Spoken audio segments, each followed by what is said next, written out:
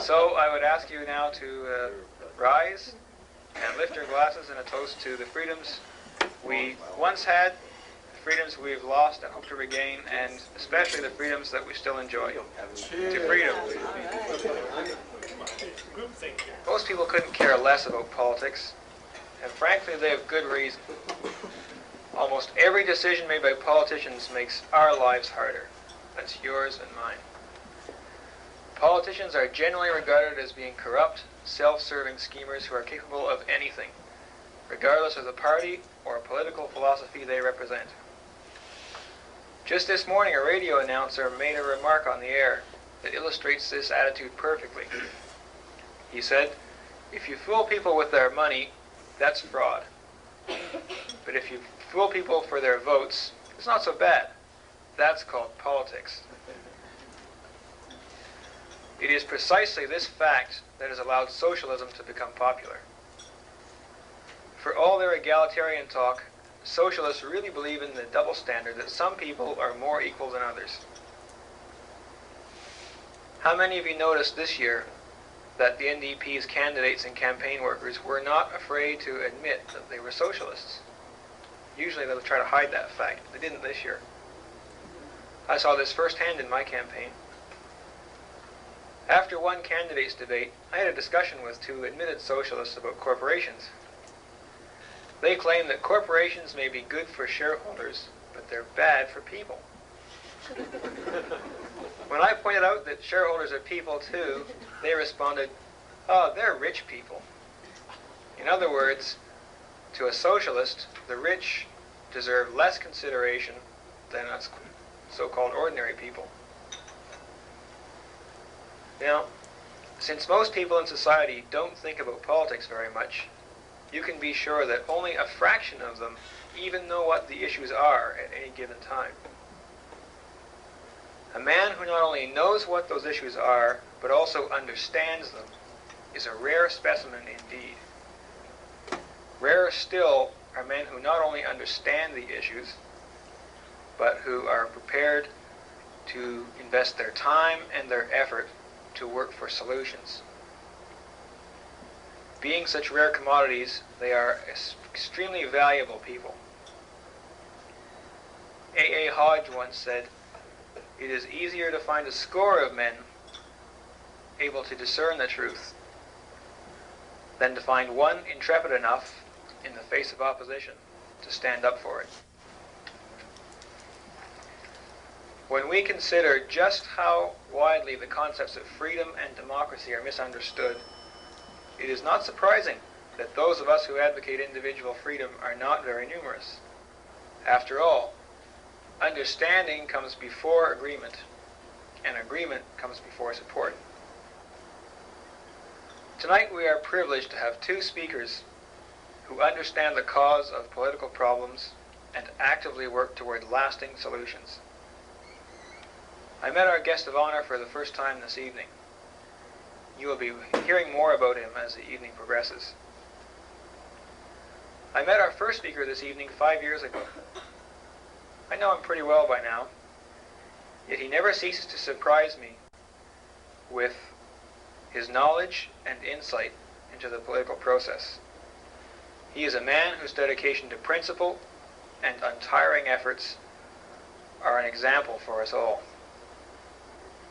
It takes intelligence, wisdom, courage, honor, patience, and many other qualities to swim against the tide of socialism and succeed. Would you please welcome a man who possesses all of these attributes, Freedom Party leader Robert Metz.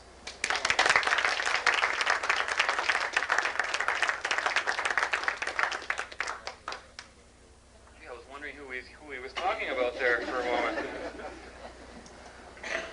Before we get into our democratic theme this evening, as usual, we have to start off with a few paid political announcements. One of the traditions that we have begun at these events is recognizing those individuals who have helped us over and above the normal call of duty, and to recognize them. What we've been doing over our past public events is awarding certain individuals with our Freedom 200 pins, and I'm wearing one of these little gold-plated pins with Freedom Party's emblem in there, with Freedom Party in gold at the bottom and the Ontario emblem on top. And to qualify for this honor, we're only giving 200 of these away, and we're at about the 40 level or so right now. But basically, what it takes to qualify for one of these pins is, first of all, you got to be one of the first 200. And the next qualification is you've had to have been associated with our party and contributed in some way for at least a year or more, and at some level above and beyond the minimum support required to keep a subscription going to your house. And the other main thing about this is that it has to be awarded at a public event that's being held under the auspices of Freedom Party. So tonight I have a few more people to add to the roster of Freedom 200 pins, and I'd just like to present those before we get underway with our democratic theme. I think some of these people may be surprised. Sometimes they're surprised who they are, because they don't realize that their participation is the kind of thing that a political party like Freedom Party relies on and depends on. And some people think, it's funny how supporters are. Some people think they're giving very little, and yet from our point of view they're giving a lot. And some people may think in their heads that they're giving a lot, and from our point of view really we don't really see the support. We see a lot of agreement and not support. But these are people who support it, who've given money, who come to our dinners, who participate in events of this nature, and of course who have proven that they're coming back more than once. That's why we have that 1 year criteria there. So for our first award this evening, I'd like to introduce you to someone who's been with us since a little over a year now, and she came as a guest to, I believe, our first event that she attended was our Emery 89 that we had in London, Ontario. And I'd like to introduce you to Alina Anders. Would you please come up and get one of your pens? I know you're proud.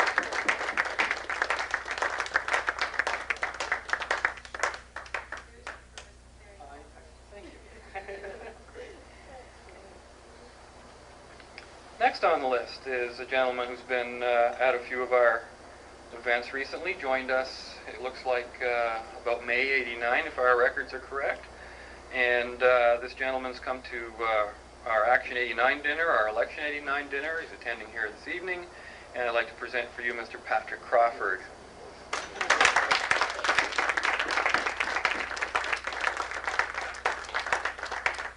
We're in good health. We're in good health.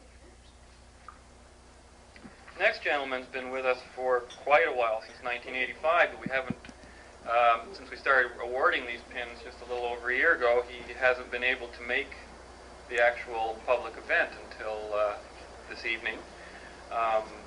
This gentleman, Steve Sharp, he's sitting over at the table right there. Steve has been a contributor, a volunteer. He's been a real helper, particularly during elections. Steve, it's time you got your pin. Come on up for it.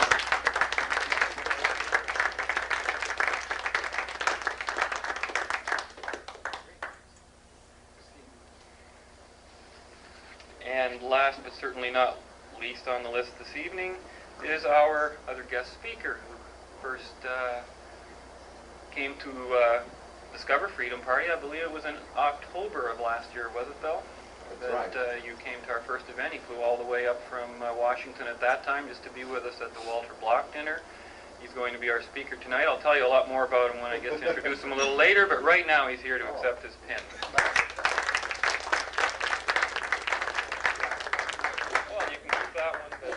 Wear the other one in good health. Thank you. So what you'll be getting, everyone that's attending this dinner tonight, is going to be getting a special edition of Consent magazine, one of the publications put out regularly by Freedom Party. This one has a series of articles in it, of course, all relating to our theme tonight. And so the magazine itself is not here tonight. You'll probably have it in your doors by Friday of next week, hopefully at the earliest, and maybe as late as Monday or Tuesday of the week following. And this is the cover of the magazine that will be coming out, and it's called Can We Survive Democracy? I don't know if you can all see the cartoon that we chose to put on the cover, but there's a big crowd of people there just going, gimme, gimme, gimme, gimme, gimme. And that really, in a lot of ways, is going to be the theme that I'm going to be hitting on tonight. The only other thing I would mention in terms of announcements is that We expect that our next dinner event again will likely be held sometime in late January, early February. It'll be in London. And generally, the theme, as we anticipate it right now, will be a reflections type of theme, looking back again over Freedom Party's past activities. And what we'll have that evening is over dinner in London, we're going to have a lot of video presentations and a lot of news clips and things that a lot of people haven't seen. And I'm telling you, we've got some real entertaining stuff on video that we want to show to a lot of people. We're going to have a giant screen there like we did at the last function in London. And you'll be able to review some of our activities. I think, even as members and supporters, you only get a chance to see the tip of the iceberg of what we're doing through our newsletters. I just think of the last election newsletter we put out. It was 24 pages thick, and I'm telling you, I just scraped the tip of the barrel there as far as giving you everything that there was. There's still going to be more follow-ups in the future on that. So anyways, getting down to our theme tonight. Why are we doing this? Why are we talking about democracy? Why our theme about democracy? Well, essentially, I think it's because, for the same reason that we do everything else, because we believe in freedom. And for those of you who are new here this evening, and for those of you who have been with us for a long time, it always bears reminding that our perspective and our bias, and nothing I'm going to say here tonight is going to make any sense to you unless you're clear of my bias, and that is that the purpose of government in a free society is to protect the individual's freedom of choice and not to restrict it. The purpose of government is freedom. What other reason do you need government? So what we'd like to see in terms of democracy is a system where basically no one rules no one, where we govern ourselves, where no one individual is allowed to tell another individual what to do. This certainly requires free elections, but there's a distinction between the concept of ruling and the concept of governing, which I like to primarily see as a process of self-government. What we're seeing in our country today, however, is not the kind of democracy that I'm briefly describing here. What we're seeing in Canada today and in countries everywhere around the globe that are practicing this thing called democracy is a shift to what is really not a free democracy in the sense that no one rules no one, but majority rule democracy. And this is a very different concept from what a lot of people automatically assume democracy to be. Most people, you say democracy to them, what is it? Oh, freedom. Freedom and democracy go hand in hand. But the shocker is that just simply isn't true anymore. Freedom and democracy have become at odds. Democracy is currently the very thing that's out to destroy freedom, because that is the process that we're going through. Majority rule, I've learned through my experience, is hopeless. Can't solve the thing. You cannot put a bunch of people together in a room and vote and expect things to get done. It never happens. The best thing you have to offer through that system is a lot of conflict, and sure enough, that's what we get. Think of some of the symptoms of majority rule, just to give you some reflection of why I think this is such an important issue. Politically, the symptom of majority rule is some form of statism. We're seeing it today in the form of socialism in Ontario and socialism in a lot of places. Socialism, of course, can lead to communism or to fascism, two other extremes of statism. Isn't it interesting that we recently had a party elected in Ontario called the New Democratic Party? What is this new democracy? It's the new democracy of the majority rule. Thou shalt not steal unless a democratic majority approves. This is the new rule. Economically, the symptoms of majority rule are high taxes, deficits, spiraling government spending, simply because under majority rule you're eventually going to have more Pauls than Peters in a system where you're robbing Peter to pay Paul. It's obvious it's going to happen. And then eventually, when that happens, you're going to work towards an economic collapse. Philosophically, majority rule shows itself as egalitarianism. Socialists love to talk about equality, but what they're talking about is equality of result, not equality before and under the law, where we're all treated equally by laws. What socialists want to do, or people who practice the majority rule system, they want to see equality of results. And results always mean money when we're talking politics. Everything about politics revolves around money. I'll get into that a little later on. And of course, the social symptom of majority rule is collectivism. Collectivism itself. People start grouping together out of fear. They've got every reason to group together. And to be against other groups. You see things like racism growing, or at least charges of racism, skinheadism, whatever. People start collectivizing in various ways so that they can identify with something on their own and be not a part of what they see everywhere else. So basically, those are some of the major symptoms of majority rule, so we can see why we have to understand this process. Personally, I don't think we can do a thing about taxes, a thing about spending, a thing about any of the social problems that we have in this country, unless we understand the process by which we're trying to address all these symptoms. Our democracy itself. And very few people understand it or even care about it or even know that it has to be understood. And if there's one thing I want to drive home this evening, it's this point, because that's where I'm going to concentrate my remarks.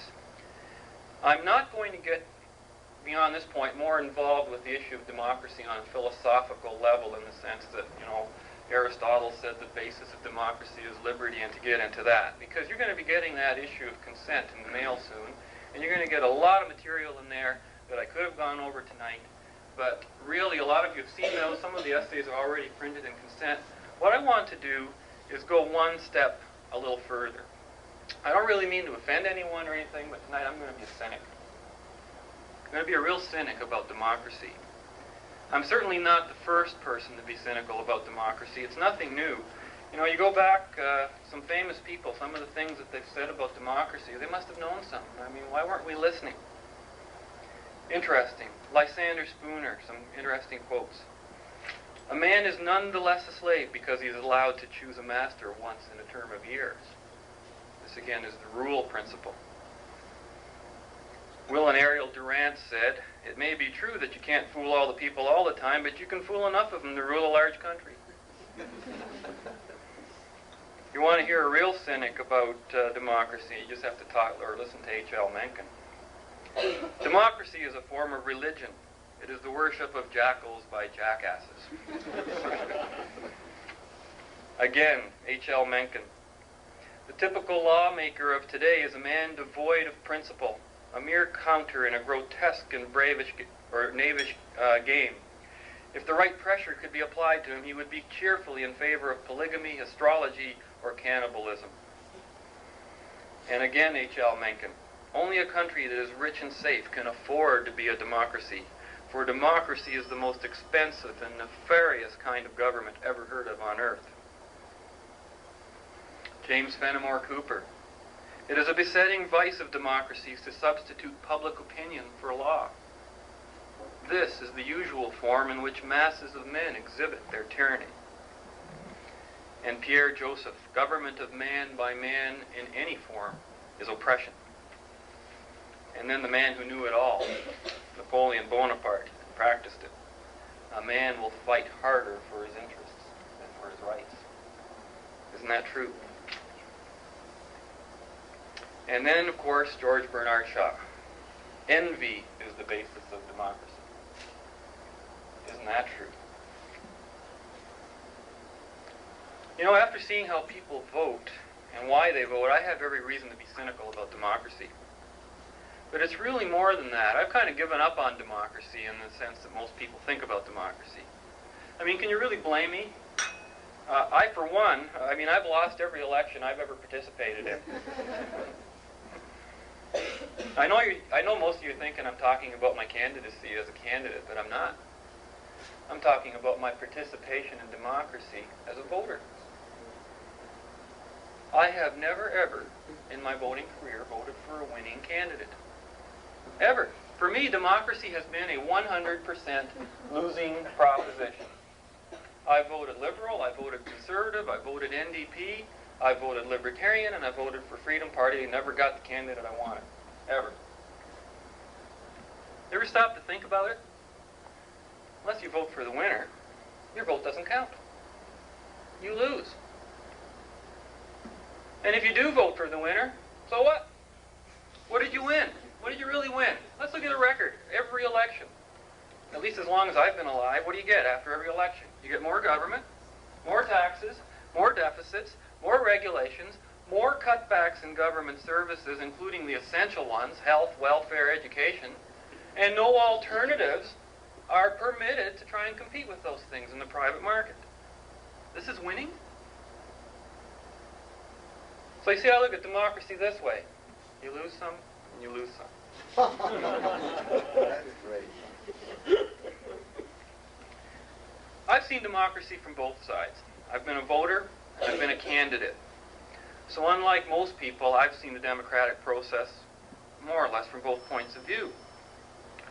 As a voter, I guess I've been at this so long that I can't really relate to the state of mind I must have been in back in my early days when I voted. But I will acknowledge that as a voter, I sinned along with the rest of the majority. I did the ultimate sin when it came to voting.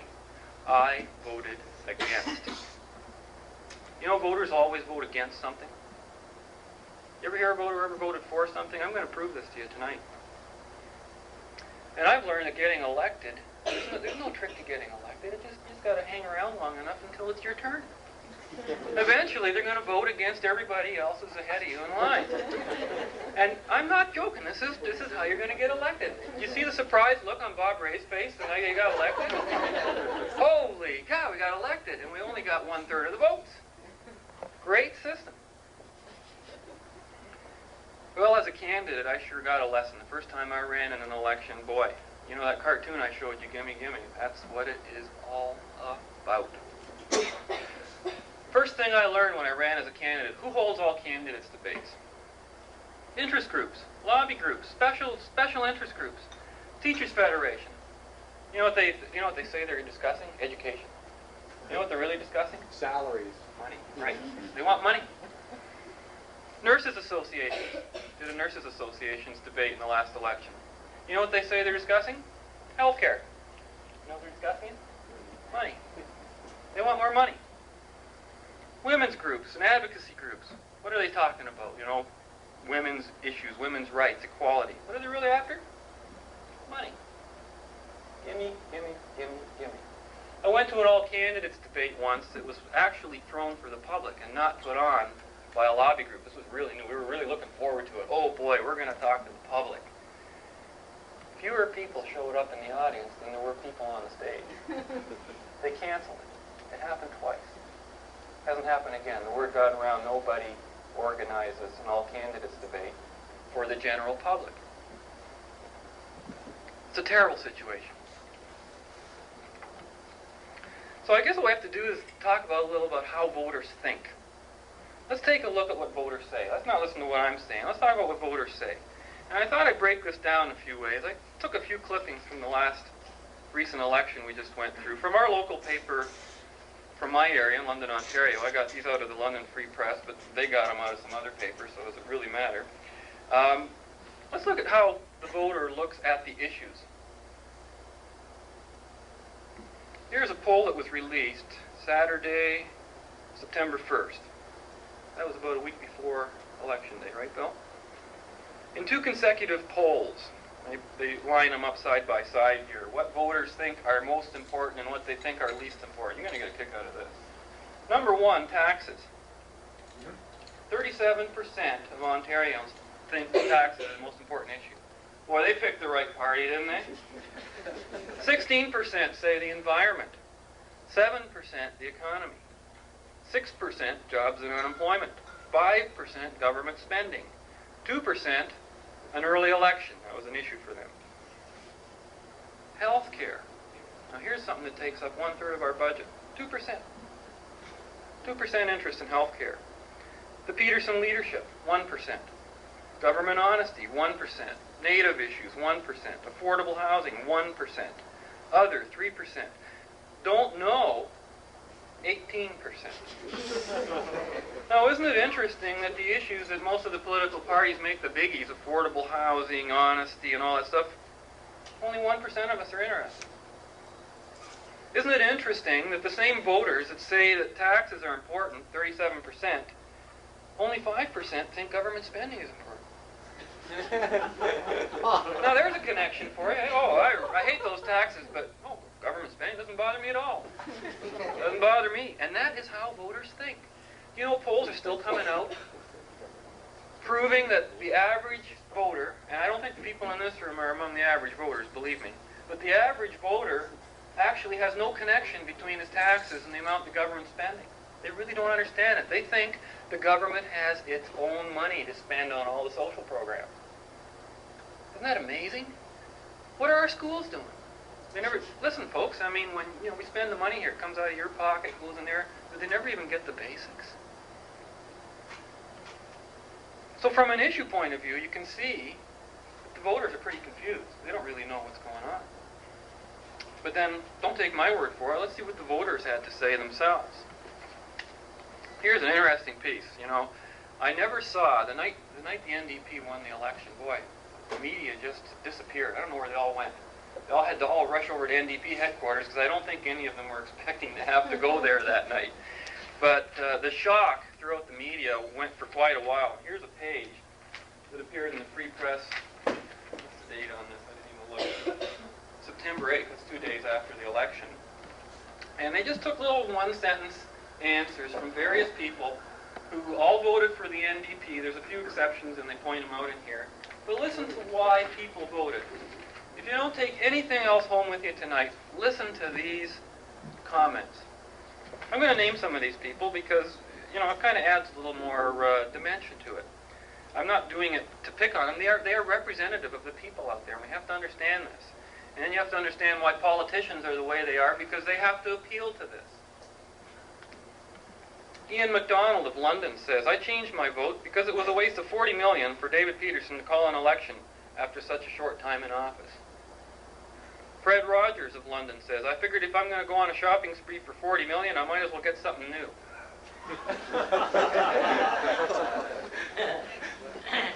Wendy Colburn of Middlesex switched to Family Coalition Party for PCs. It's a protest vote. I didn't see anyone in the three parties worth voting for. John Wilmot of Chatham says, who switched from PC to NDP. Can you believe it? I didn't know which way I was going to vote when I walked into the booth Thursday night either. I stood there for a moment and thought, I'll give this guy Bob Ray a chance. That was it. Bonnie Gray of Clearwater, a liberal all my life, she says. She voted for NDP the first time. She didn't want the Sarnia Liberal candidate Mike Bradley to win and was totally disappointed with David Peterson. She liked NDP candidate Bob Huguett and thought, we've never given them a chance. I was always sure of my vote in the past, she says. This time I really felt strange. I think a lot of people did. I still feel in turmoil this morning. What have I done? Well, we'll soon see. Can you believe people actually saying that? First-time NDP voter, Stu Blakely. The provincial premier got down on his knees in front of the Prime Minister on that Meech Lake deal, and I don't support Meech, therefore I don't support him. Even though the NDP supports Meech. Right, exactly. You see what they're voting against. Lenore Lilly, I'm not sure if I'm pronouncing it, but I'm just fed up with the Liberal Party. There was no one in the Conservative Party I could vote for, so I thought I'd try NDP. Murray Anderson of London. I was upset with Peterson's arrogant attitude and the fact that he threw away 2 years of his mandate to obtain another 5 years. I wanted to prevent another Liberal majority. Murray got what he wanted. Vern Estrato of London. I was undecided, but at the last minute I figured we needed a change, so I changed my vote. The situation with taxes and everything means we need a new government altogether. We need to try it anyway. If it doesn't work, then it's just one of those things. I don't know why Peterson called an election. I think he had something up his sleeve, and I didn't trust him. Betty Clark of London. I was happy with what was going on with the Liberal government. I was sick of the amount of spending, and the election was a waste of money. It was a vote against David Peterson. Brenda Reeve of Woodstock, PC to NDP. I'm mainly just fed up with the other parties, and I just wanted to see what the other people could do. Noreen Vanderveen of London. I was fed up with the Liberal government. It was time for a change. I was fed up with Peterson mainly. I don't believe anything he says. Linda Spence of London. The NDP can't do any worse than the Conservatives and Liberals have already done. There's nowhere to go but up. We can't go much further down. Linda's got a few lessons to learn. Keith James of London. Liberals raised their taxes too much and the PCs weren't much better, so I voted differently. Actually, I'm not that happy with any of the main three parties, but I guess the NDP will do a good job, so what the hey? Let's give someone else a shoot. Marjorie McGuinness of London. I just thought I'd give them the NDP a whirl. She said she was fed up with the Liberals and Tories. It's just a matter of not liking what you have, so you give something else a try. It's like buying a TV dinner for a night. Yeah. I didn't like it all changed. John Salvador of Chatham. The NDP seems to be more for the working man. We'll see if they can stop some of these taxes. Was he listening to Bob Ray during the election? I'm going to raise the deficit. I'm going to raise taxes. I saw a bumper sticker a while ago that said, "Born free, tax to death." It's become a reality, not just a slogan. This is the guy who voted NDP. Kevin Lee of London. I didn't think Peterson was doing a good job, so... I didn't think Peterson was doing a good job, so it was time for a change. I used to vote Liberal, but now I'm NDP. I like Bob, and I like what he's done. He's a pretty good guy. I'll give him a chance. Michael Escaff of London. I was fed up with the way things were running. The Conservatives had their shot and blew it. I wanted to give the NDP theirs. Besides, the NDP lady candidate was the only one who came to my door. And then there's one gentleman here. Let's see, I can't even pronounce his name. John Zakahara of London says, I didn't change my vote to NDP, but I left the Liberals to vote for the Family Coalition Party. It's for the family, and that makes it sociologically healthy. A country that has pro-family views will consist of uniformity and a healthy economy, whereas right now we're in a recession. Now, one thing I got to say about John is he voted for something. He was wrong, but he voted for something. At least he didn't vote against. And then there's one gentleman here, Dennis Rawling of London. I declined to vote. That is, I went to the polling station, got a ballot, and marked it declined. That was my way of protesting a frivolous election, but I normally vote. I was hoping for a minority government. I didn't care who led it. Here's a guy who did the right thing, considering his attitude. He declined his vote. He didn't care. He actually did something in a positive way. And believe it or not, there's someone on here who actually voted for Freedom Party. I don't know him. He's not a member. Alan Young of London switched to Freedom Party from Progressive Conservative. I think it's about time we got some kind of grassroots movement in there to keep people a little more honest in government. I'm sick and tired of hearing politicians talk about how they're spending taxpayers' money and not seeing any actual results. Here's a guy who reacted directly to the election message that we put in his door during the last campaign. If you saw it, are you mad as hell about high taxes? There's a guy who did a positive vote. So out of all these people, and I've skipped a few, but all of them basically said the same thing. 3 people voted for something, the rest voted against something. Isn't that funny? As far as I'm concerned, all those people wasted their votes. They wasted them. And those are the same people, when you talk to them about democracy and about voting, oh boy, my vote's so important. That vote is so damn important. Everything depends on it. And then what do? They treat it like garbage. They don't even give it a second thought. That is the voting mentality out there. Now, for those of you who think that you can run to the States to get away from this, I've got a little surprise for you. Who says we want less government? Says a little box here. This isn't in a union magazine, by the way. However, the source is relatively well known. We have the Roper Organization, New York Times poll, CBS poll, Harris poll, Wall Street Journal, NBC poll. Get a load of this. This is Americans. 80% strongly feel the government should spend much more on training and educating the workforce. 80% feel or would support crash programs to bring the poor into the mainstream, even if it means increased taxes. 72% favor national health care. Well, many of you may be aware of this particular one. We did a major article on it 2 issues ago on consent. 77% say the government should help people pay for nursing home care. 89% want a law requiring companies to make health insurance available to all employees. 80% support a higher tax on beer and liquor to help raise revenue. 70% want to restrict imports that are priced lower than American goods. Kind of like Canadians, don't they? Well, what does that tell you about the majority rule process? That's what the majority's thinking. So what are you going to get? You're going to get higher taxes. You're going to get more regulations. You're going to get more government spending, and there is no way to get around that. As long as we practice majority rule, that's what we're going to get. The polls are right, you know. We laugh at them a lot, but they're right. They're reflecting public opinion. And if we're going to have a public opinion system of government rather than a law system of government, that's what we're going to get. You know, the average voter is economically, philosophically, and politically illiterate. Completely. And I'm not saying that to be insulting. It is a fact. And through the majority rule democratic process, he's being asked to make choices that are economic, political, and philosophical. It's interesting, you know, voters aren't being asked to vote to choose between right and wrong. What are they asked? What do you want? That's what you're asked. Gimme, gimme, gimme, gimme, gimme. That's why that cartoon epitomizes the whole system. You know, it's down to the situation where we are being bribed with our own money. And that's how politicians get elected, and they know they have to appeal to this process to be able to do anything about it. So essentially, that's the bottom line message I've got for you tonight. What we're facing here with the voter, the electorate the way he is, this is why our approach is slightly different. We have to attack the electorate. We have to let the electorate know, look, something's wrong. We have to introduce new ideas, make them think about this very issue. Time certainly doesn't allow me to tonight, but there's a lot of other areas I can get into. I'm just going to briefly mention them, sentence-wise. You know how basically, I know a lot of you have mentioned this tonight, I heard some of your conversations, how majority rule always equals minority rule. That's what you really get. I mean, we talk about majority, but think about it. What are we talking about? A majority of voters. The term majority is very subjective. To begin with, half of people can't vote. Half of those who can don't.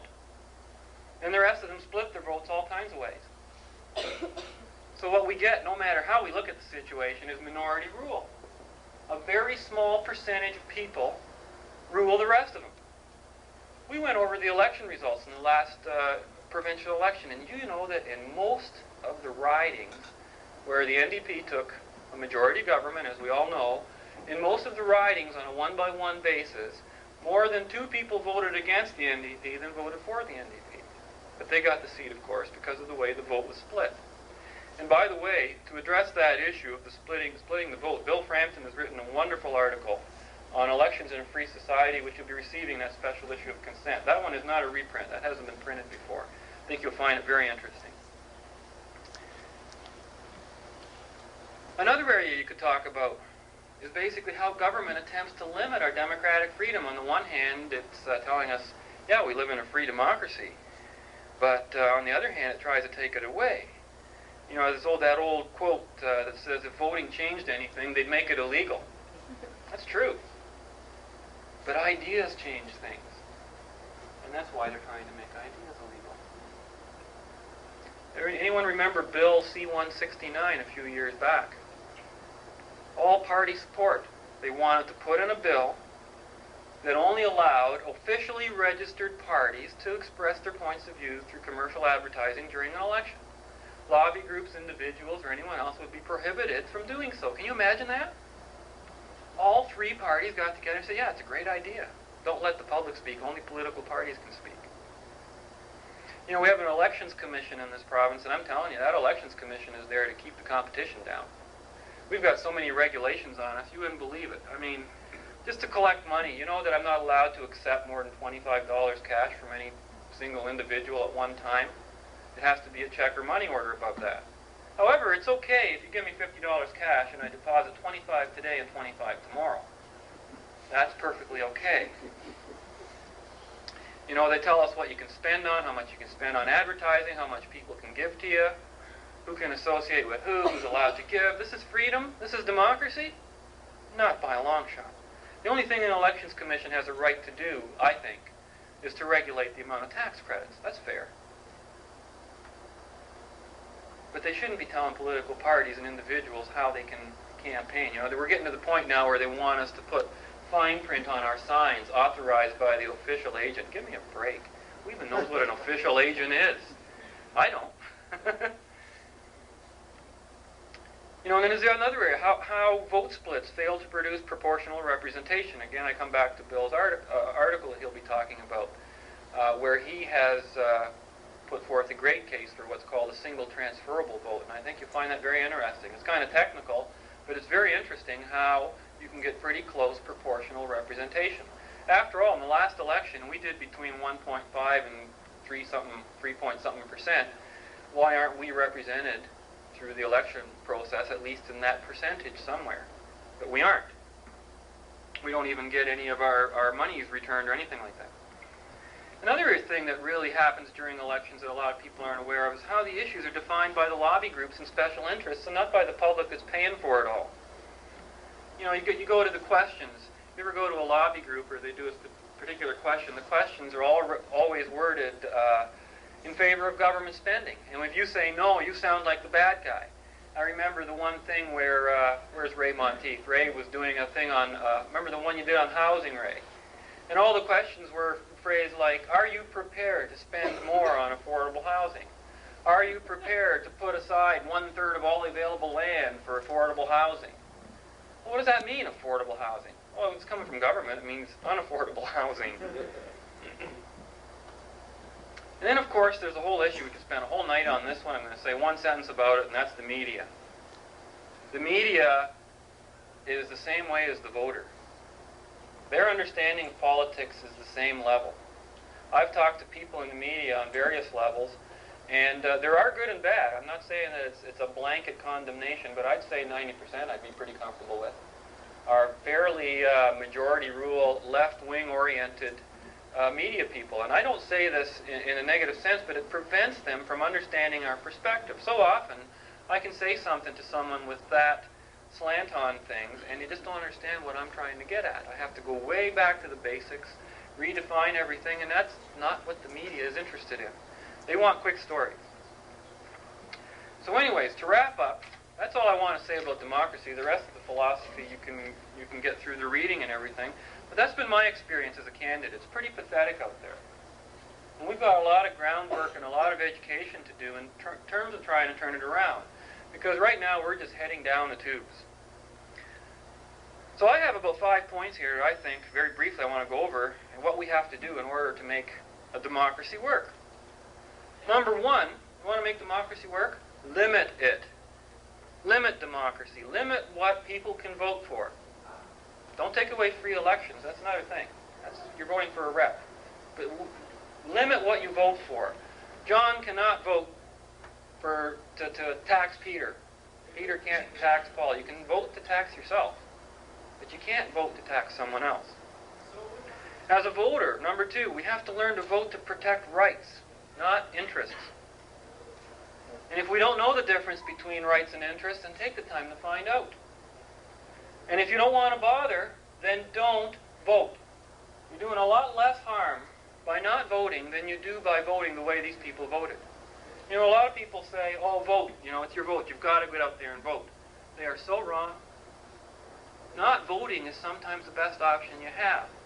And I think it's Australia or somewhere, they force people to vote. You have to go to the voting poll. I mean, that's not right. If you've got three choices and you hate all three of them and you're forced to vote for one of them, where does that put you? Is that the choice? Number three, limit government power to the function of administering justice. Governments should be arbiters and referees, not players in the game. That's the whole point. Why have a government unless it's playing that role? If it's playing another role, then somebody's got his fingers in the till. In time to get those fingers out. Number four, we have to enshrine individual rights as a real fundamental freedom, not this phony one we've got in our Constitution. You know, it talks about individual rights. You know what they're canceled out by? You ever see Section 2 of the Constitution talks about our fundamental freedoms? The next section immediately after talks about, guess what? Our democratic rights. And guess what the democratic rights are there for? To override the fundamental freedoms. You have all these fundamental freedoms unless the majority says you don't.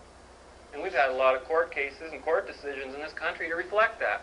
You've seen the language situation in Quebec. We've seen the Sunday shopping situation here in Ontario. You know, when in 1986 the Canadian Supreme Court ruled that someone was challenging the Sunday shopping laws here on the grounds of freedom of religion. And the court ruled. They said, yes, this violates freedom of religion, but it is democratically justifiable in an open and democratic society. And amazingly, the biggest people that were applauding this decision about Sunday shopping were the churches and the organized religious groups who were just bluntly told that they do no longer have freedom of religion. And they were the ones cheering it the loudest. And number 5, we have to enshrine private property rights. Remember, public, whenever you hear public property, it means government. There is no public property in the sense of we as the public owning it. You know, this is one of those definitions that keeps getting twisted on us. Oh yeah, we own the roads.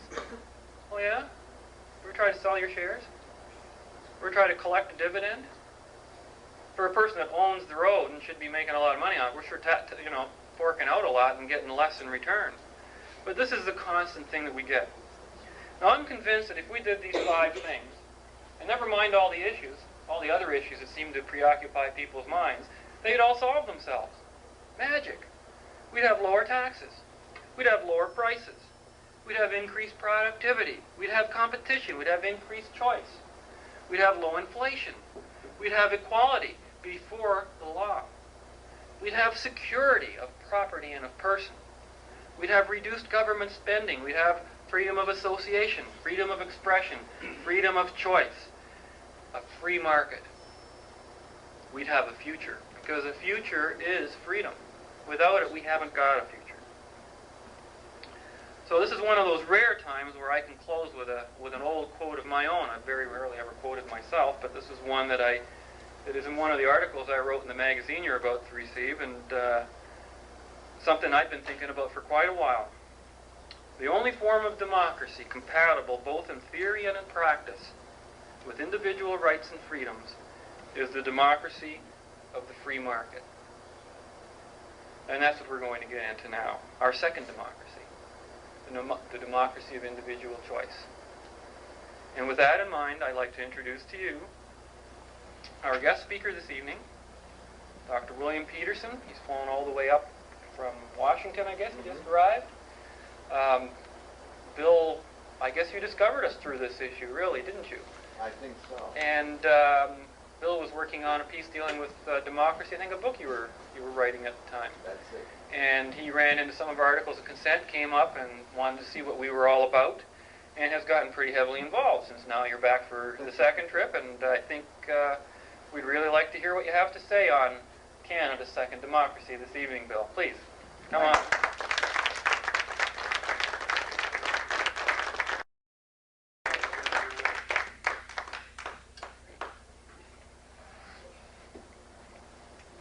The first problem I have is to deny any connection whatsoever with all those references to David Peterson. He's no relation. I plead innocent.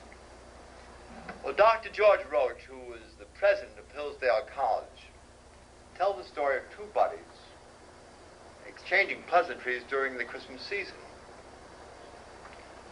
And each asked the other, how's business? Great, says one who works for a department store. The store was crowded from morning to night. The other one says, awful. He worked for the post office. The place was crowded from morning to night. Now that story bears on public policy and on what I'm going to call North America's second democracy, with its enormous empowerment of the individual, with sovereignty in the individual American and Canadian.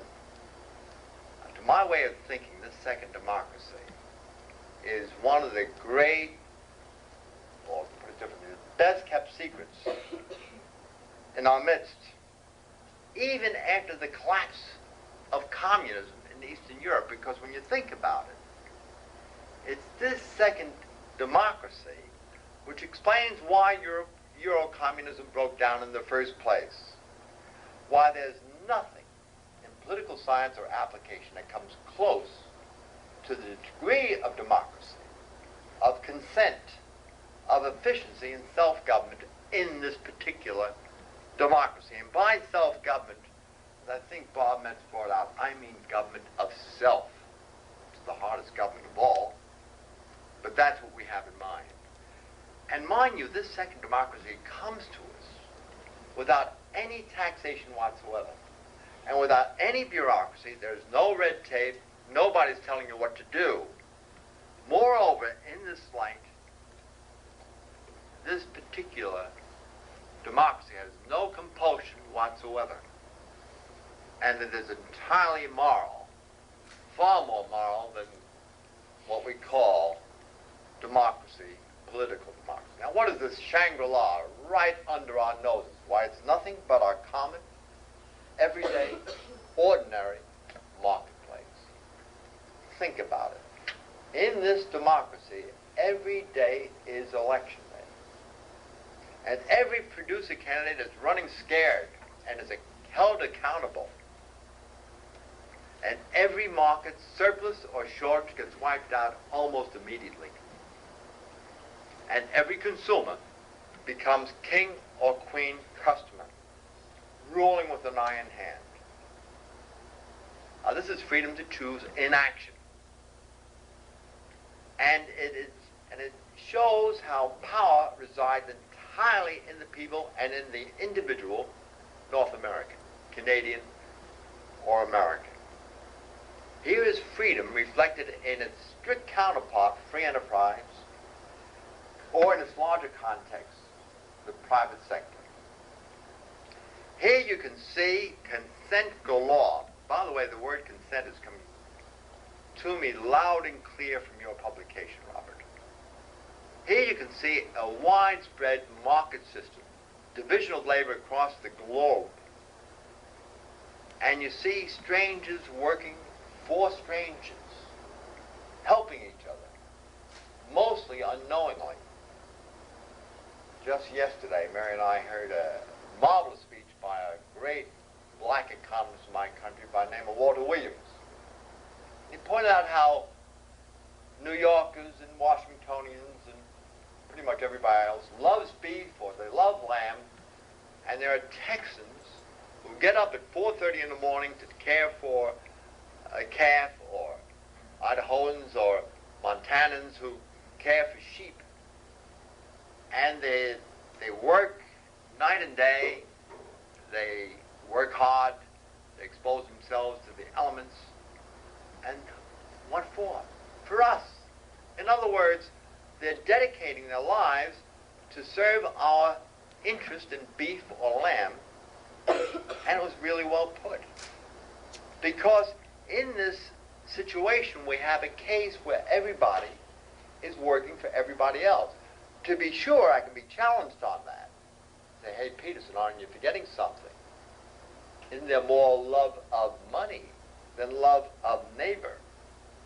And isn't there a rule here of caveat emptor, let the buyer beware? And I say, yes, that's very true.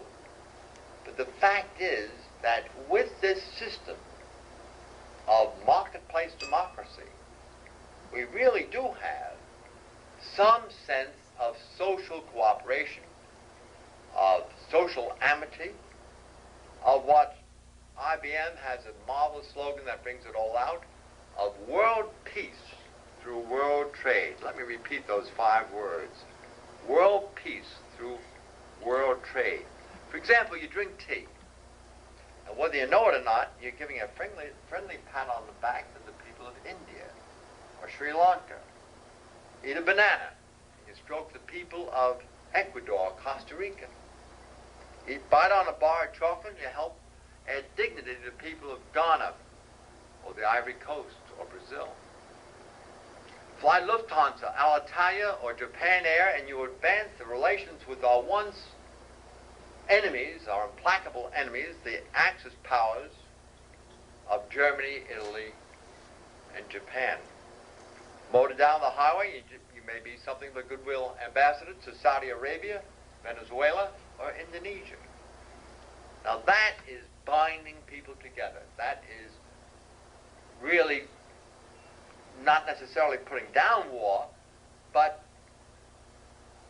getting peaceful relations going. For example, think how in Belfast, which you know is a scene of great hatred between Catholics and Protestants, Catholics and Protestants buy from each other. They vote for each other. Or think of Hindus and Muslims in Bombay, or Arabs and Jews in Jerusalem, or blacks and whites in Johannesburg. I'm not saying this is a sure-fire cure-all for all frictions and animosities, but it sure goes far to pulling people together. I'm suggesting that the marketplace is colorblind and bias-free to a very significant extent. Now, I mentioned election day every day. Let's ponder that. Here you don't vote every other year, about once on that occasion, but you are actually voting many times a day. And sometimes when you go to a supermarket or a shopping mall or a department store, you vote dozens of times. Then too, you know, political strategists, you didn't bring this out, Robert, worry about the weather. It's raining, snowing, blizzard. But even the weather is no problem in the marketplace bureaucracy, because there are times when you can go to your telephone, let your fingers do the walking, and you can order pizza, buy sheets of pillowcases, call a plumber or electrician, purchase travel or theater tickets, and the whole thing is taken care of. Taking care of things. Now consider this, if you will. All the political impedimenta and paraphernalia that you don't have in the daily democracy of the marketplace. You don't have to register. No party affiliation is necessary. No residency requirements are called for. Absentee ballots are needless, because a Bavarian, I'm thinking of West Germany, can vote in Schleswig-Holstein. The British Columbian can vote here in Ontario. The New Englander can vote in Florida. But it's even more than that. The Bavarian can vote in France. The British Columbian can vote in California. The New Englander can vote in Morocco. And, making voting even easier, we have something called plastic money. No questions asked.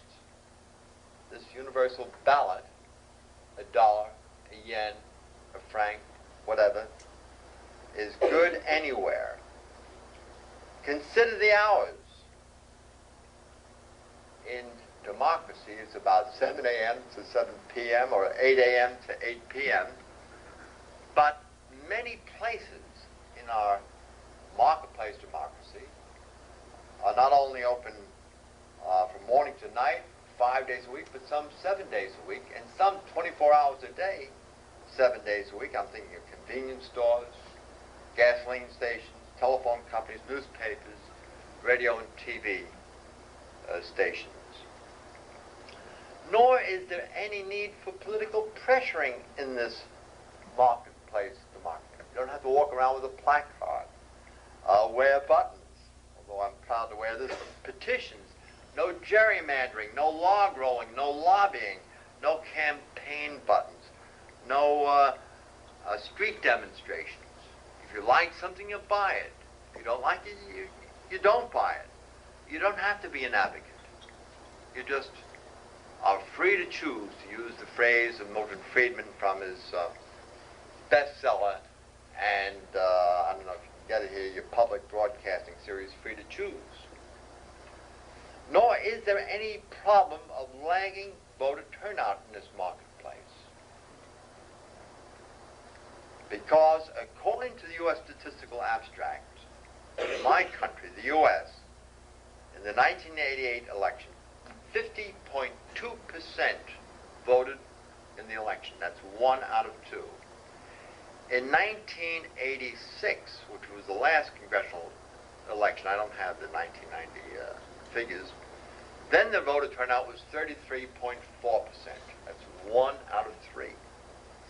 Whereas it can be argued, and I do so argue, that in the marketplace democracy, there is always 100% turnout. In a praxeological sense, everybody is trying to maximize the return from available resources.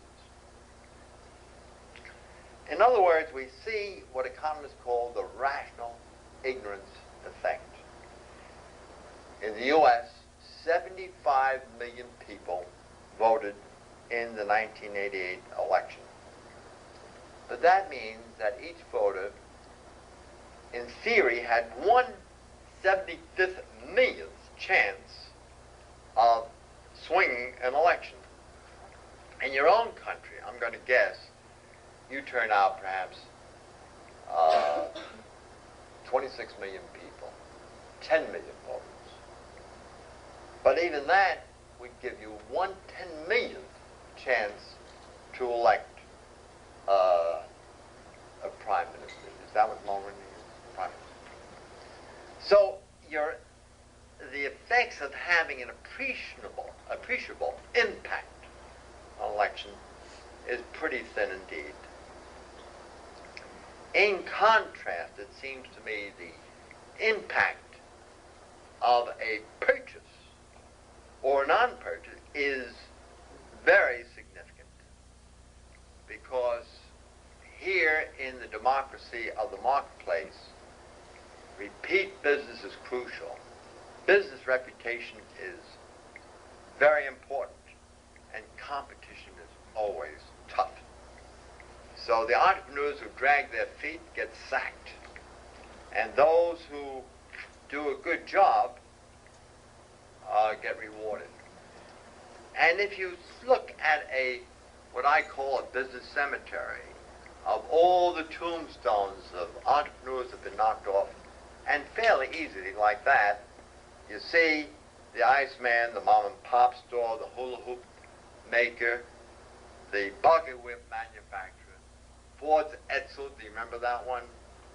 DuPont's Corfam leather substitute, the Hollywood extravaganzas, millions spent, but bombs at the box office. In fact, I have a pet question for my students down at Campbell University in North Carolina. I asked them, who killed the Iceman? And the answer is, depending on your age, your mother, your grandmother, your great-grandmother, when she bought a fridge.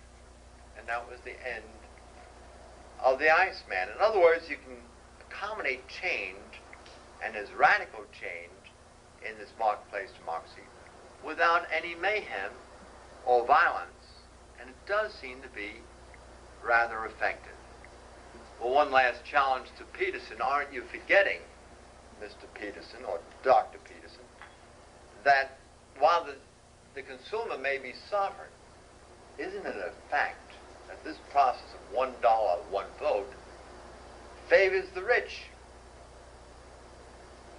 And surely in your country, as in my country, you've heard the rich are evil people. But I would remind you, who makes the rich rich? Or frequently makes the poor poor, but by the democratic vote of the buying public. Let me also say, affirm rather, that the greatest contribution to wealth is through the voting power of the consumer. And while we make people rich, including sports stars, rock stars, and music stars, as well as entrepreneurs, the fact is that we vote not once, but continually.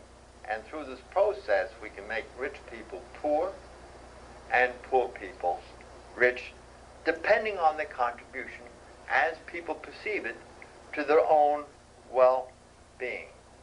Some historians have seen this process of wealth on the move as, I'm thinking of historians, as from shirt sleeves to shirt sleeves in 3 generations. And Gertrude Stein put it in a good way. She said, money is money, only the pockets change. Besides, it's important that you see that this innate self-interest, to which I think Robert referred, and which is inescapable, which is part and parcel of human nature, and I think that would cover certainly everybody in this room, is such that by harnessing this powerful drive of self-interest, you get what Adam Smith called the invisible hand. In other words, self-interest, assuming there's no fraud or force, necessarily leads to the public interest. And we keep forgetting that. One last point about this question of rich and poor. The only way the rich can stay rich is not only to continue to serve the public, but to invest their wealth in stocks, bonds, or real estate, or in entrepreneurial ventures, and thereby, in the net of things, add to social capital, and so that the rich, as John F. Kennedy put it, get like a rising tide and lift all boats. In other words, the only way that a society can grow and prosper and get higher living standards is through capital formation, through business investment. And therefore, the rich, to me, are a little, somewhat analogous to the honeybee flitting around from flower to flower, trying to collect honey, but depositing, if you will, capital, which serves to raise the living standards of all. And this is why my teacher, Ludwig von Mises, called wealth in the form of capital not a privilege, but a social liability. In other words, he recognized that the rich can lose their wealth. They're exposing it to all the chancy problems of investment, and you know how things can go wrong.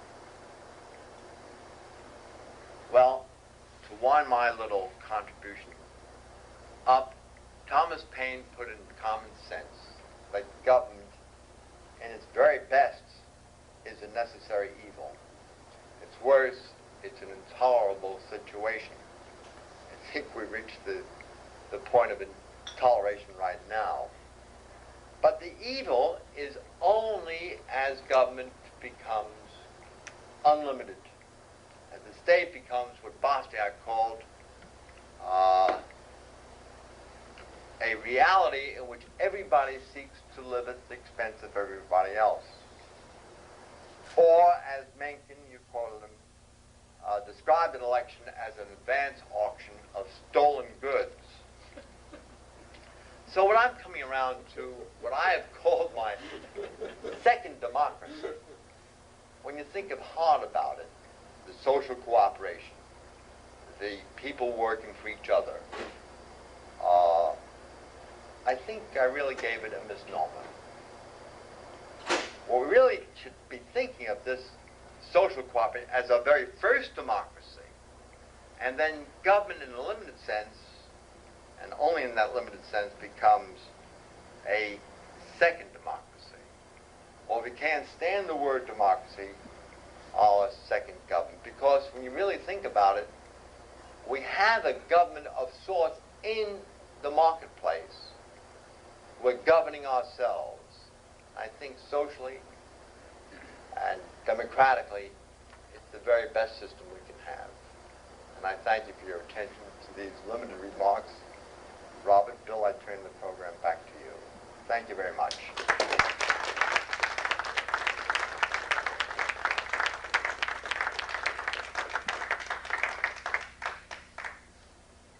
Thank you very much, Bill, and it's been personally a great pleasure to listen to those gems of wisdom, and I'm sure I'm not the only person in the room who feels that way. And as advertised in the letter that, of course, you all received advertising this evening's event, there will now be a question and answer session. Oh, Bill, may I speak for a moment before you go to that? Or Bob, we can... Yeah, we'll have a short break. If anybody wants to use facilities or have a cigarette, whatever. And then we'll get more informal. And the balance of the evening will be a bit less formal. No, it won't. But by all means, if you have Any questions either about the party or the election or anything that's on your mind? We'll be open to that. Actually, it's not about that, but it's sort of about that. I listened to speeches by Bob and Bill Peterson, and they may have described part of the problem we're in, but they really didn't describe any of the solution. I think that's more important. I think most of us here, especially, are educated enough to know what the problem is. The thing is, so what the hell do we do about it? Really, that's the bottom line. I mean, we all know democracy's a piece of shit, in my opinion. I won't lie to you. It's garbage, right? I mean, the whole democratic process is garbage. I mean, we run elections every year, and we appeal only to the disaffected because the mass majority of people don't give a darn. They're too confused to know what the hell they want, and when they're given the power to rule someone else's lives, they'll seize that like they do in any kind of panic situation. They grasp at straws. To me, there's only one way to get social change, and historically, this is the only way I've ever noticed, and it certainly worked for me, and it's worked historically. The only reason we got rid of slavery in the United States is because people went and broke the law and helped slaves get free. They just took them. They just disobeyed the law, the Fugitive Slave Act, and they brought them over, and they said, to hell with you, put me in jail or we'll have a civil war. You know, the reason the abortion laws were changed is because doctors performed abortions anyway, even if it was against the law, and they said, I don't care, charge me. Eventually, it's going to come down. And you look at every kind of law, from prohibition. People drank anyway. The law was they just said, fine, go ahead, charge us. You know, and, do what you can. But eventually the law was changed because people broke it, disobeyed it. Historically, every good thing that has happened in our society in social change is because people simply disobeyed the bad law and went ahead and did what they wanted to anyway. And they made their point to the public by saying, I don't care about the consequences. This is too important to me to worry about some petty jail term or some fine or some embarrassment of the court. It doesn't concern me. I don't care. I'm going to go and do what I want anyway. And that, when you think about it, folks, is the only way we got anything good in this whole society. Because nothing good has come from democracy. No great change ever occurred because some politician wanted it to. They give us the poison, the people respond, and they say, I disagree, I'm willing to do anything to get rid of that. So the bottom line is, you want social change, forget about elections, forget about convincing your neighbor he's too busy doing other things to worry about some intellectual argument about why we need a dramatic revolutionary change of the intellect. It's just not going to happen. You want to use your time effectively, you do what I do. You just say, fuck you, I'm going to break the law, and give me 10 days of court time, give me 3 weeks of nonstop publicity. I want to talk to everybody I can get to about why this is a bad law, why this law cannot coexist in a free society, why I refuse to obey it, and why I'm encouraging everybody else to disobey it. And if you let people like me go on forever, you're going to have a revolution on your hands. So my advice to you is stop fucking around with me and get rid of this bad law. Okay.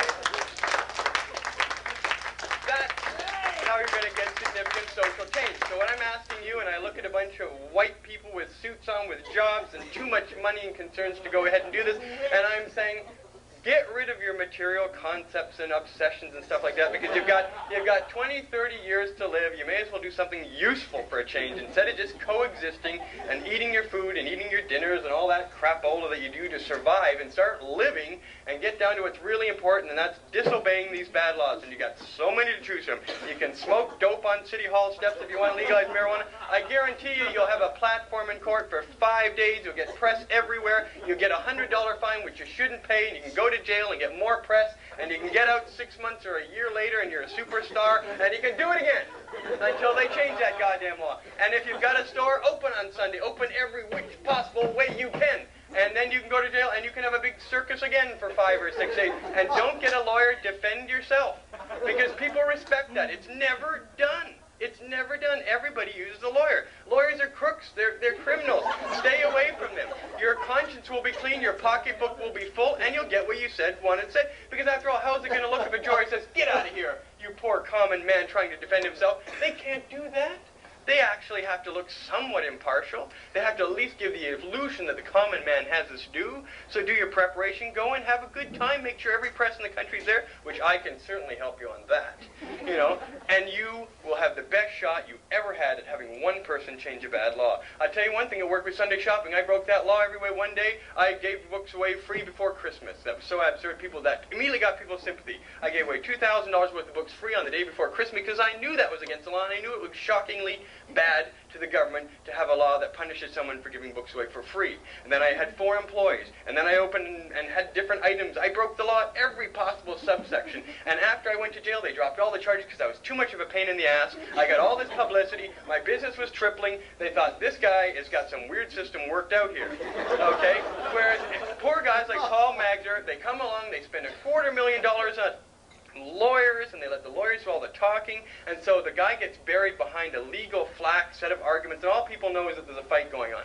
But if you personalize by disobeying the law yourself because you think it's morally wrong, and you go to the press in advance and say, I'm going to break this law because it's morally wrong, I don't acknowledge their right to do this, you're going to have a lot of people automatically saying, you're darn right it's wrong, and I admire you for having the courage to do it. And that's what you got to get out there and do. You got to say, fuck this democracy, get out, break those goddamn laws, get out and say it in public, say it in advance, say it proudly, say it strongly, get people to get in on it with you and help out. And believe me, any law that bugs you won't be there in 10 years because there'll be other people that'll see your example and they'll say, darn right, I can do that after all. The worst you're going to face in most cases is a $500 fine. None of you have criminal records. You could break any major liberty-violating law today and suffer almost negligible consequences. For one thing, the courts are clogged. When you say you want 7 days to defend your case, they're going to go, oh my God, that's $10,000 in court times, and we're going to fine him $200. Get this guy out of here. Charges dropped. Keep it up. I mean, the thing is, the courts are clogged. It's either they let you use 10 days of a court and throw at all the real criminals that you really do want to prosecute, or they have a show trial where you get everything you want and they look like fools. Right? And the worst that can happen is you finally have your big day, Howard Rourke in court. You can say, finally, I did one thing that can last for posterity, for eternity. It's on the books, it's in the papers, I can show my kids. You can actually say you did something. You didn't just talk about it. You didn't give money to someone else so they could do it. You actually did something. You actually have a living legacy to show children in the future when they say, what the fuck did you do to stop the tyranny that we have today? You can say, I did this, and I was willing to go to jail, or I went to jail and I did this, and it's something real and physical you can actually show yourself. So enough of this conversation about what the problems are. The problems are so immense, just pick one. And go ahead and disobey it in advance, in public. I'll show you, you'll have a good time. Believe me, everything I do, and I've hauled, like you all know, I've hauled garbage around during garbage breaks, and people called me up every day and threatened there was battery acid in garbage one day, a bomb in it the next, and I said, yeah, fuck off. And none of that happened. I picked up garbage for a month. I had a good time, and believe me, if you can have a good time picking up garbage all day long, you're a happy sort of fellow. But the thing is, I knew I was doing something concrete and real. One person posed a real threat to a whole city paralyzed strike by doing something. And by going to court on Sunday shopping, people were able to galvanize and say, here's a lone man doing something moral and proper. He believes in it. He's willing to go to jail. And it's hard to dislike someone who does that. It's hard to hate someone who does that. It's easy to admire someone who does that. And that's what you've got to do. Enough of this talk. You want to leave a living legacy, get out and break those goddamn laws, because if you don't do it, they ain't going anywhere. Don't look to democracy, don't look to the people, don't look to voters, and especially don't look to politicians. Don't take petitions, don't get any of that shit that panders to the democracy, which is just playing into their hands. Go there, give that petition, get them all that anger out of their system by signing something like, bullshit. It doesn't work. No petitions ever did sweet dick all, and there's been petitions gone to Parliament that 1 million people have signed, and it still hasn't done anything. I've brought the largest petition in city council history in London, didn't do dick all. They spent 5 minutes on it, and 6,000 people's names were made meaningless, okay? But if you'd have gone and held a rally and blocked the door and refused to let the politicians into City Hall, they'd have covered that. And people would have said, Jesus, people are mad. Jesus Christ, look what's going on. Doesn't take much. A well-worded press release saying you're going to smoke dope on City Hall steps so that you're not going to pay the GST whenever you go buy a purchase. And in fact, you want to deal with that, have 5 friends all try and make a big appliance purchase. Find out who wants to win and have them all refuse to pay the GST or they won't buy it. And believe me, that guy's going to feel real bummed out about having to collect the GST at the end of that day when he's lost 5 sales. Right? Refuse to obey their laws. The risk is really minimal. By the time you get to court, which is like about 2 years down the road, you'll have had so much good press and publicity, and your business, if you've got one, will have improved so much, or your notoriety in your community will, and very few people will go around saying you're doing it wrong. Because they admire people who put everything on the line, say exactly what they're thinking, and are willing to take the consequences. The point is, you're not hiding your actions. You're announcing them in advance, and you're saying, I'm proud of my actions, and most people aren't proud of what they do. So always bear that in mind. Most people are ashamed of how they live their lives, and if they see someone who's proud of it, they feel very reluctant to criticize you, because you're willing to put it up front, and they're not. And they know that. They know they're cowards by comparison, and that's what's important. People will even grudgingly respect you, even when they disagree with you, and the people that do agree with you will tell you outright, I wish I had your courage. And eventually, if enough people do it, they will have your courage. So that's what I'm saying. Get the fuck out there and break those laws.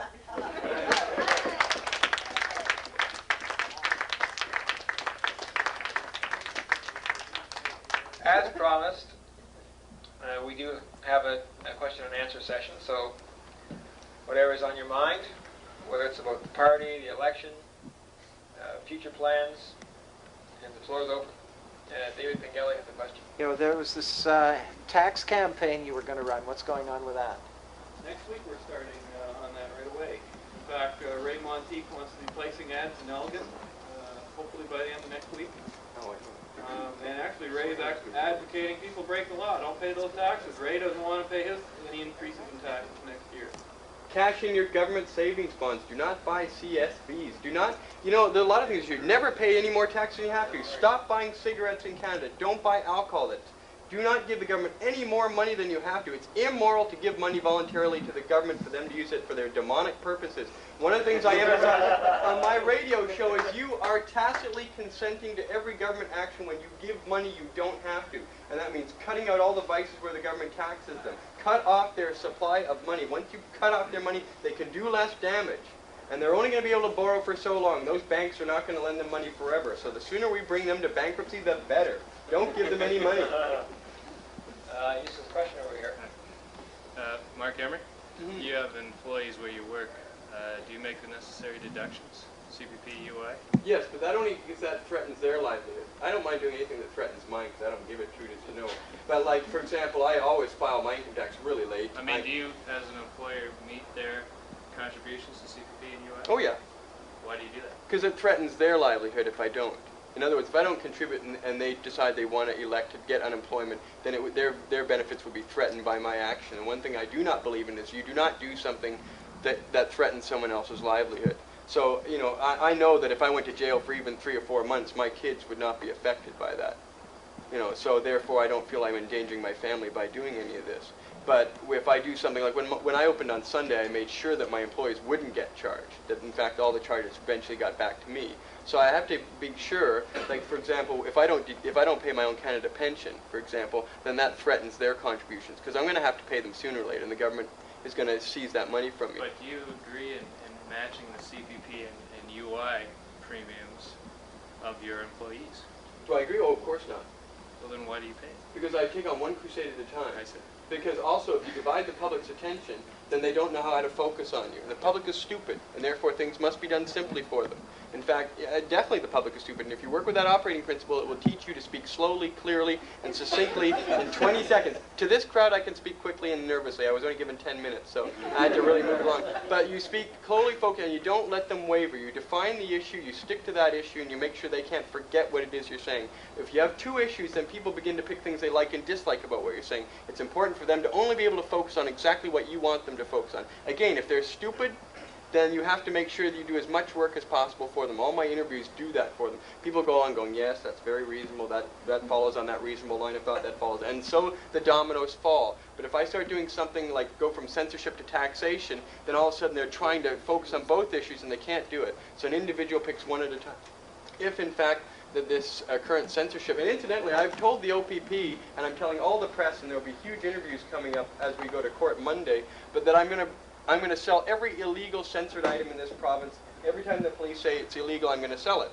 So that means every time they declare something illegal, they have to contemplate that they're going to all go to court for 10 days. They're going to give me an incredible circus and show trial. I'm going to get endless media attention, and it will build on itself. By the 3rd or 4th time, I'll be Canada's most well-known civil libertarian. Alan Boroboy will just be a memory in somebody's, you know. That's right. And the point is, what's my risk? $200-300. They're not going to send me to jail. Even then, I won't pay the fine, and they'll send me to jail, and it'll be more press and publicity. So the point is, the police are going to have to think every time they want to ban something, do we want to deal with this guy Emery again? Right? Because I'll be waiting out there chomping at the bit. And if one person on any given issue in this country had that, we wouldn't have most of these, because the police go for the line of least resistance. They go where they think that the least amount of attention will be paid, because they know the courts are clogged, they hate going to court for witnesses, and they hate making their community look like a backward city, which is what London looks like now.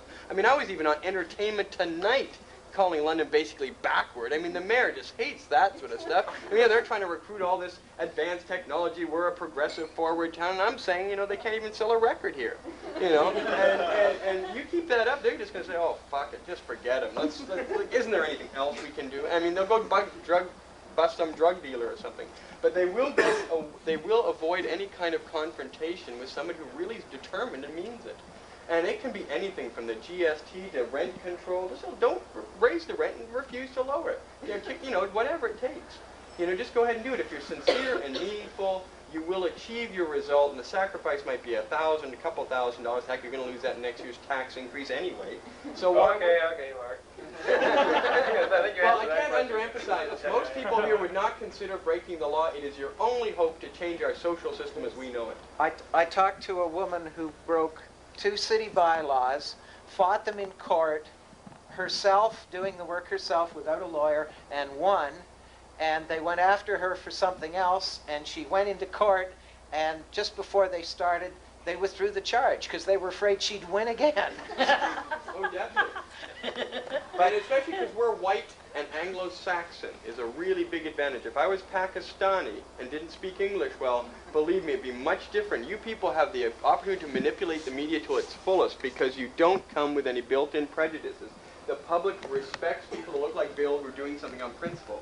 One thing, he's white, so he's familiar to most people. He speaks English well, that means he's familiar. These aren't racist sentiments. This is the reality. Police normally harass immigrants, minorities, people who are frightened of police authority, big corporations that have a public image they don't want to damage. Guys like me, they hate people like me because I live for this. I like to see them humiliated. You made that very clear, Mark. Barry had his hand up. Oh, there we go. I just wanted Mark to go over that again. Just a little. Bob has something first. Mark, I was just talking to Paul Magder today, and he's going back to court again. For those who don't know, Paul Magder has basically broken the law every Sunday for I don't know how many 100 Sundays in a row, selling in his Toronto Furrier store here, and they're still after him. What's he doing wrong that you're doing right? Well, first thing, Paul uses lawyers, and he looks like a rich Jew by doing it. And that's a prejudicial thing in the public eye. If he'd have gone up as a poor Jew and said, listen, I need to do this to protect my livelihood, I think I have a moral right to do this, and I don't think it's very nice or fair of you to do this, people would sympathize with him. It's really different how much sympathy I got compared to him, because he appears rich and successful and hires big, high-powered lawyers. You're saying it's all public opinion. No, it's whether people perceive you in a moral light, and that's right. People have to perceive you as an underdog, and they have to believe you're credible when you say you're doing it for moral reasons. Paul Magder looks like he's doing it to make money. Now, he may be making money, but if you appear like that, you're going to lose it. The mechanics in the court system? First of all, he spent $250,000 on legal fees, which is absurd anyway. I'll give you one fact which is different between Mark's case and Paul Magder's case. Mark operates a used bookstore. His product is low priced. People who don't have a lot of money shop in a store like that. Paul Magder's product is fur coats. People who have a lot of money shop there because that's who can afford them. So I think that even whether he uses a lawyer or not, Paul Magder is going to be perceived as a rich person whose market is rich people, and I think that's going to have a bearing on his case. It is, but he shouldn't spend $250,000 on legal fees. That drains his ability to do something constructive outside of that format. And once you play the rules according to the system's game, after all, we need a revolution in this country. Every social institution in this country is wrong and must be destroyed. From our school system, to our medical system, to our road system, every single institution we have is evil and demonic and must be changed entirely. Not property, not people's wealth, only the institutions of government which control everything. And to do that, you must make people confront their fundamental premises that they hold to this day. And using anything that conforms with the system is going to let on that you're playing with the system and therefore playing by its rules. It's important to defy all the rules of the system and set your own rules and focus the debate on your own terms. That's what I do. On my freedom of speech platform here, I'm redefining every rule by my terminology and forcing everyone to accept them by my rules. I will not play by the rules of the state because that's what people expect. And the only way I get them to think outside of that range of thought, that limited range of thought, is to redefine everything for them and make them think along my rules. Patrick, you had your hand up a few Well, I was minutes just ago. going to make a comment that isn't it great that in this society that you can actually do that without fear of physical intimidation. Oh, I have that fear all the time. But I was just going to say that it can happen in this. But it doesn't really happen that much because most people fear me more than I fear them. People fear a righteous person far more than you think, boy. Somebody who actually knows what they're doing and is confident about it scares the fuck out of most people. Because they're jellyfish wallowing in a sewer of immorality, and they wonder how they're going to make who they are. They don't know how they're going to make the next day laugh. They don't know how they're going to get up the next day and face their work. They need somebody who actually knows. No. You know, when I delivered garbage, I got threatened. I got threatened almost every day during the garbage strike for 3 days. Not one single threat panned out. I've been threatened all the time. They never pan out because people are frightened of that. That commits them to a kind of action that could put them in jail for a long time. I'm willing to go to jail for my principles. They're not willing to go to jail for theirs, and I know that. And that's why they are weak and they will be defeated. And if other people do the same thing, you will crush your opponents because they are weak and immoral. And they will retreat in the face of someone that convinced and that zealous. The problem is it's usually our opponents who are zealous. You know, and that's why they are winning, because they are determined.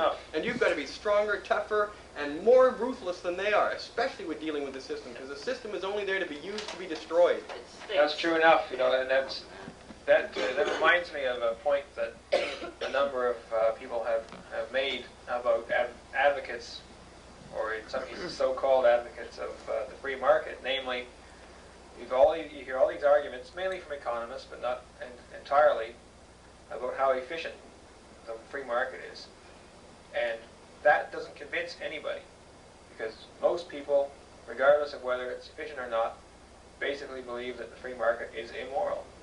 And you'll never get anywhere with them until you do convince them that it is moral and that it's government intervention. Don't even worry about that, that's Bill. immoral. People will follow any strong leader. If you present yourself as someone in the public that's sincere, committed, unbending, and unrelenting, and they happen to just like what you do, they will agree with you, and they will follow your example. Whether they are intellectually or philosophically aware is irrelevant. In the long run, they're all going to be ignorant cattle following someone, and I prefer they all just let me live my own life and let them follow whoever. But once you carve out that road, they will look at them and say, wow, that guy's really impressive because he's doing something. And that's what impresses people. Philosophy doesn't. Most people, kids today in grade 6, 7 can't even spell correctly, Bill. They're not going to understand deep philosophical ideas. Okay? It's important that they see someone living as an example on a 30-second blip on television. That's where people get their education. That's where people get their news. And they see you for 30 seconds saying, I refuse to give in to this law. I will not relent. I do not care what the consequences are. This is wrong. It's immoral. I'm going to do it. They're going to go, wow, that's great. I like that guy. He's doing something I don't have the nerve to do. And they will admire you for it. And that's what it takes. Forget the philosophy. Forget the education. That's great for us. But when you're dealing with 90% of the public who's so ignorant, so far behind, so hopelessly out of touch, it doesn't matter. If anything, you just want them to get out of your way. If you can reduce your opposition to neutrality, you've won the battle. They won't fight you back because they know they're going to lose. And that's what I've done even in my freedom of speech. You know, I've only had one critical letter opposing my point of view in the daily newspaper. That's remarkable. That by silence, which implies consent, most people would seem to agree with me. And I've got a petition with over 1,000 names supporting my position already. What has happened is that I have come on so strong that people are frightened to oppose me because they're going to get chewed up. And that's what it takes. You've got to make sure that if somebody has the willpower to even oppose you, you're going to destroy them in public, on TV. And that people fear. I want to see you run for mayor. Oh, that's different. That's the democratic process. People would get a chance to vent their envy of me at that point because they don't like anybody who looks that much more superior to them and is free to admit it. You know, I don't care. I just tell people what you think doesn't make a shit of difference to me. I'm going to live my life the way I want. And that scares them. At election time, they can vent their frustration with somebody that arrogant that way. But when you're dealing on a single issue, and it's a matter of them confronting you. Hey, when he gets going, anything's possible. Yes, Pat. A question for Dr. Peterson. Yeah. Not to shut you up, Marc, at all. Okay. Just take a breather. Yeah, I need a glass. In a mixed economy, the United States and to a large extent, we live in a mixed economy where governments actually controls certain amount of the services that we have to buy. They have monopolies. How do you suggest that the second democracy can be applied to change the mixed economy more of a free market type mentality? Well, remember that a lot of what the government does can be privatized. Can be. Can be. Now, to do it, of course, you have the whole problem that Marc just described, the problems of democracy, the whole party machinery is very tough. But all the state national forests, whatever you call it, can be privatized. All the highways can be privatized and should be privatized. All the schools can be privatized. The post office can be privatized. There's very little that cannot be privatized. I think I would draw the line at national defense, but I'm not even sure of that. But I do think through privatization you have a way of taking back which is yours, and you get control over it. Right now you don't have any control over it. But nobody owns the post office. Nobody owns the forest. And it's a mess. It won't happen that way, though. In this country, it's going to happen when everything falls apart and people do it on their own, just in spite of it. In other words, once our transportation systems grind to a halt, somebody's going to say, well, I'm going to run my own one, fuck you. And that's how you're going to see change. The government will never have the wisdom because there's too big a vested interest protecting the establishment. You're never going to see privatization of the school system because the teachers will not let it happen. What's going to happen is you're going to see a total decay of the school systems. Parents will pull their kids out and send them to the neighbor down the street, and they'll just teach and say, to hell with you, I'm not paying any attention anymore. It's very difficult to privatize a lot of institutions of government when government is the largest employer in the nation. Well, precisely, and it's not going to happen anyway. It's a pipe dream to think it's going to happen. Our school system is the most important thing we can offer our children. Is the biggest failure in this country. We're teaching illiteracy. We send them these concrete fortresses, these prisons, and we expect them to get love and affection there. That's bullshit. They're getting nothing but regimentation and lessons in obedience. They don't know how to question authority. They don't know how to ask questions. They only know how to memorize. Eventually people will say this is an incredibly bad system. They'll just pull their kids out and have the neighbors teach them. They'll learn a lot more by Uncle Frank reading them a book all afternoon. And that's what's going to happen, and that's when you'll find a real crisis, when teachers are teaching and there's no one in the class. And that's the only way it's going to happen. Not only that, but we support two public systems side by side. Well, at least you should have 30 or 40. But Well, I'd only answer that Margaret Thatcher, who's under great cloud now, has successfully privatized more than 1/3 of public houses in Great Britain. That's progress. And in my own country, more than 60% of what was municipal sanitation service, garbage removal, is now privatized. So I'm not convinced it can't be done. I agree with Marc that it's very, very hard to do. You have entrenched bureaucracy, entrenched interests. The teachers are very powerful. And the most anybody in America is talking about is a voucher plan. And that's a long way to go to privatization of schools. And none of that, things are happening so incrementally in the U.S. that the losses to statism are far greater every year than any gains in privatization. And it will continue to be that way because as things get worse, people ask for more of the poison that got them into this situation. Anyway, again, ignorance plays its inevitable hand. People ask for more of the killer disease that has gotten them this far in the first place because they don't know any better. They're never going to know any better. So the best you can hope to do is carve out a niche and establish a precedent so that one law gets successfully challenged or destroyed or put at abeyance. That kind of effort will make a fabulous thing if you pick the right thing that's important to you. Pick the most important thing you have and go out and set on civil disobedience on a regimented, regular basis. Believe me, you'll scare the fuck out of whoever's in your way because you'll look like some unstoppable demon. You're such a pessimist, Marc. I'm just going to say I'm starting a first-class postal service on Monday morning. That's an excellent idea, though. Can be done. Okay, Larry Smith has a question over here. Well, actually, it wasn't so much a question, but confirmation to Marc again. Perhaps you've noticed that whenever there has been a victory toward privatization, either in England, the United States, or in Canada, the area that has been privatized or given back to the people, it's had to come close to a complete collapse before that would happen. So perhaps the lens of saw the element of truth to what Marc is saying. It's not going to happen until it collapses, and perhaps civil disobedience, Because that will make people aware of how they collapse. Is an approach, because these things are going to collapse under their own weight eventually.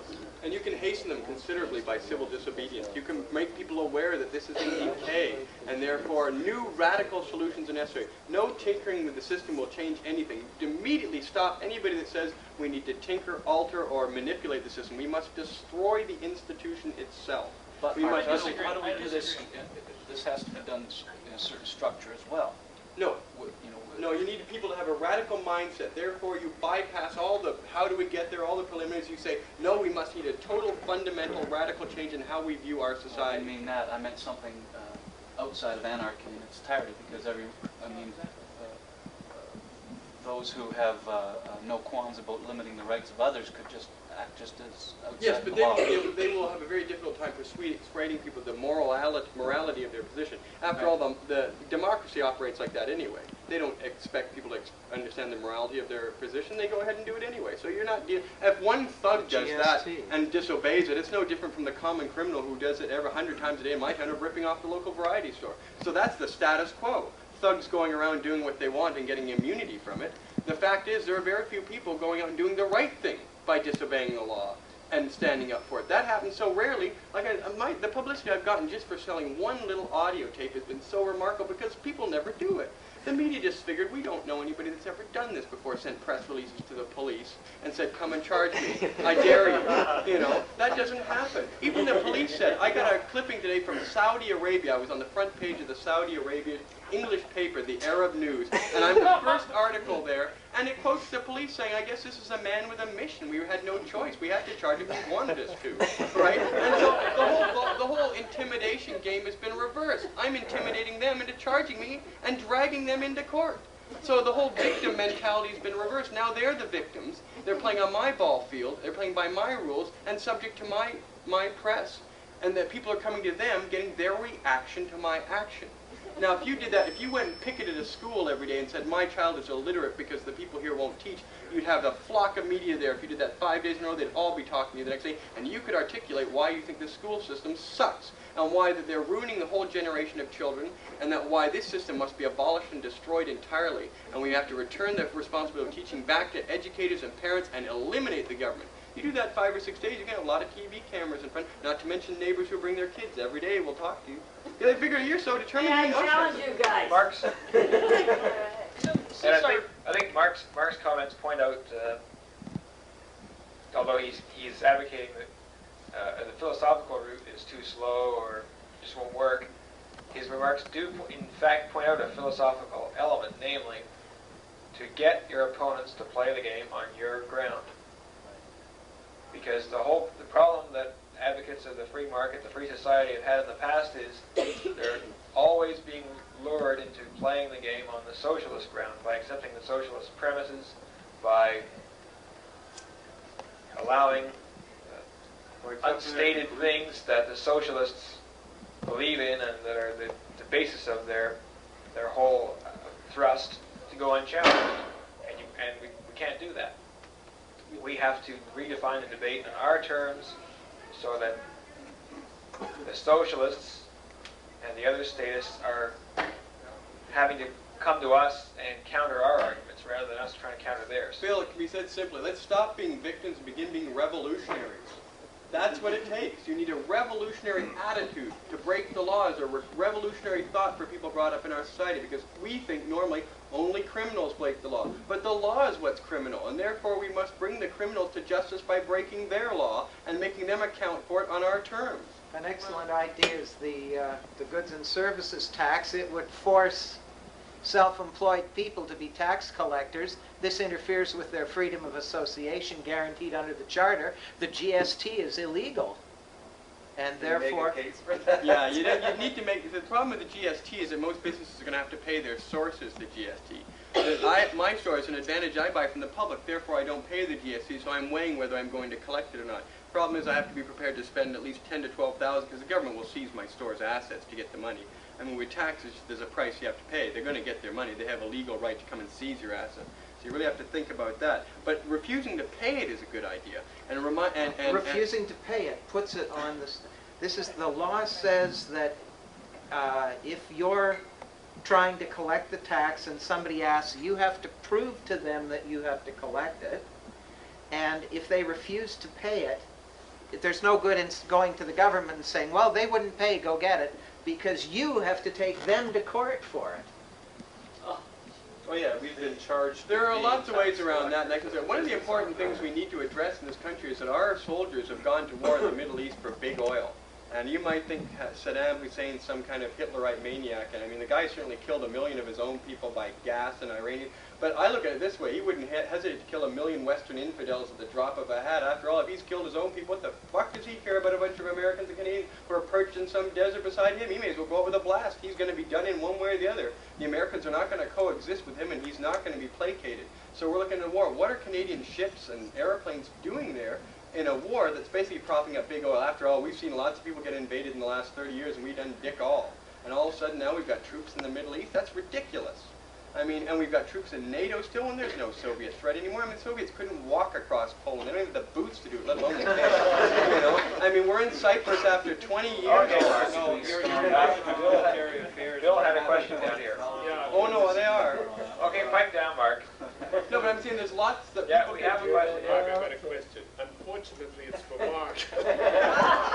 No. Well, no, what Mark is describing is raised a question here for me, and perhaps you could just expand on this a little. What you are doing is you are using the law that you object to. You're approaching them and saying, you've got a law that says I can't do this. I'm going to do this. Now exercise your law. Right. I mean, if the law wasn't there, you couldn't do it anyway. But you're just making them do what they say they're going to do, and they are very embarrassed about having to do what they say they're going to do if you do it. Right. That's it?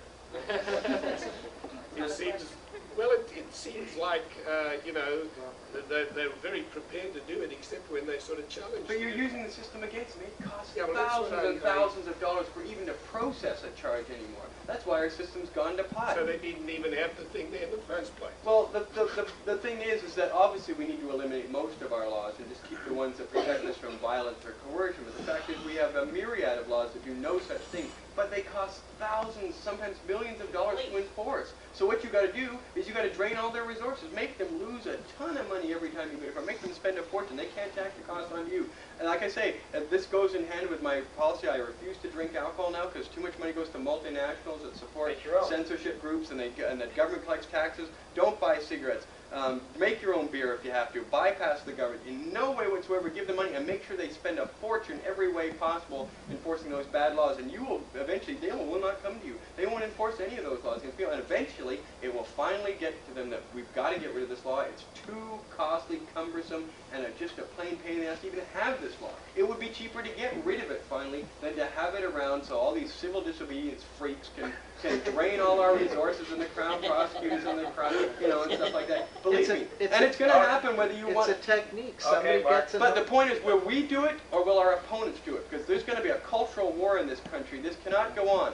Abortion, anti-abortion, French, English, rich, poor, landlord, tenant. This country is coming apart at the seams, and there is no hope to reconcile these 2 points of view. So it's either our opponents who are going to establish the philosophical landscape, or we are. And we have to use ruthless, brutal methods like they always have. It's not a joke, folks. Where you're getting too old to keep coming to these dinners to hear speeches. You're going to have to go out and do something, and you have to get over your cowardice and your fear of being in the public and your fear of taking a chance. You're going to have to get out there and do something. Because you can't do these dinners forever. Nothing will come of them unless you do something. Yes, sir. Patrick. Amen. I applaud Mark's interest in stepping out of line and being noticed. But I'm wondering if there's something that the group can do that's more acceptable to the masses. Forget that.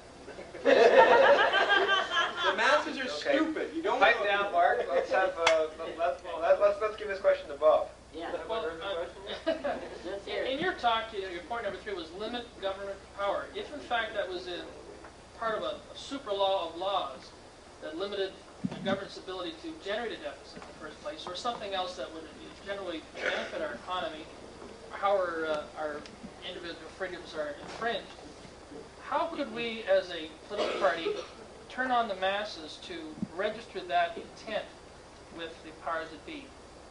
cards to the Queen, Governor General, or something that they would pay 50 cents for, to have their name registered that we want a law that indicates that a deficit cannot occur.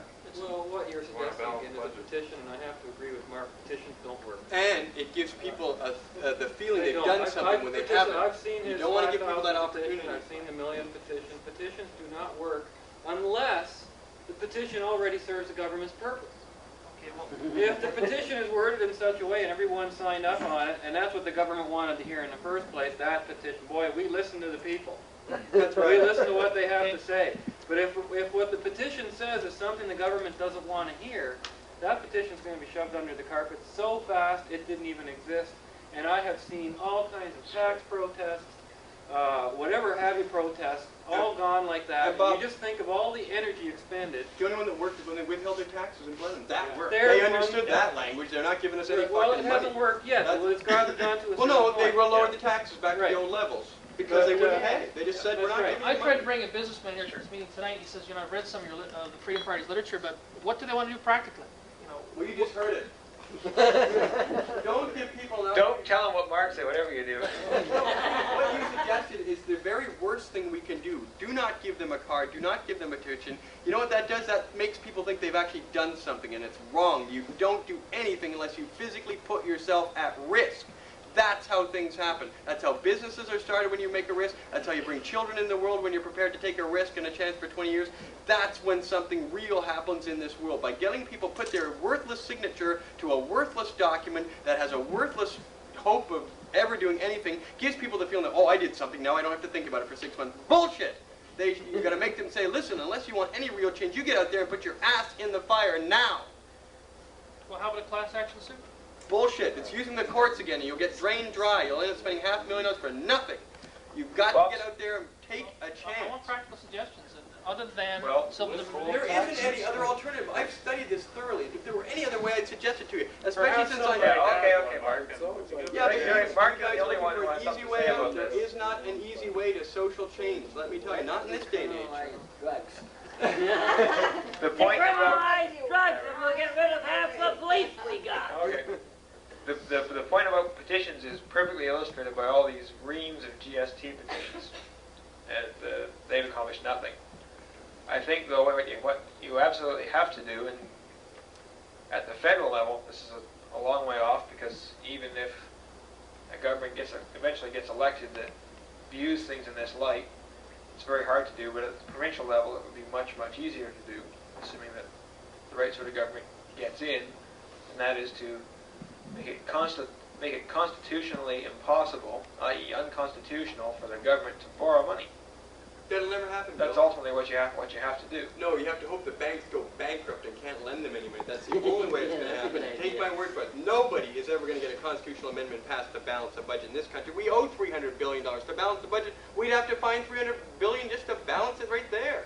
It's not going to happen, Bill. That's a pipe dream. And the more people talk about things like that, the more they're lying to themselves. That's not going to happen. This country will go bankrupt. You're mistaken in one respect, Marc. At the provincial level, all it takes is a majority in the legislature to amend the Constitution. But, Bill, not one single person there has a vested interest in doing that. I'm not talking about people who are there now. I'm talking about eventually getting a government elected. But, Bill, that's never going to will happen. do that. That never will happen, Bill. We will never represent more than 5 to 10% of the public. If you're right, what are we doing here? We're here because we're here to do the right thing. And people better understand that's what they're doing. There is no quick solution to this. This requires dedication, commitment, and a sacrifice. That's what any revolution requires, and we're asking for a revolution. But look at us. We're in a mire of socialism, the worst, most decrepit democracy in decay you've ever seen in the history of this country. No tinkering is going to solve our problems by now. I'm 32 years old. I've been doing this for 12 years, and I don't want to lie to myself anymore by thinking it's going to change by working within the system and getting people to vote for us. People will vote out of fear. Bob read those statements. That's exactly how people think. They will continue to think that every election. They vote out of fear. They will not vote for idealism. Most people cannot comprehend idealism. It is a theory to them. Therefore, we bypass that system. We're in elections because we owe it to ourselves to give everyone the opportunity to at least see reason. But I know that's not going to happen. I've been in, what, 8 elections, 5 elections? I mean, it's the same every election. It will always be the same every election. 90% of the public will always be clued out. And therefore, it's up to the rest of us who know better to set the agenda, give them the opportunity to rubber stamp it, which is what they do all the time, and they rubber stamp our agenda instead of someone else's. Well, I can't agree with you, Mark, because if the NDP can do it, if socialism can do it, since that's a fundamentally bad idea. But it's the predominant philosophical idea of our time, Bill. A fundamentally good idea can do it too. It cannot. We just have to determine how.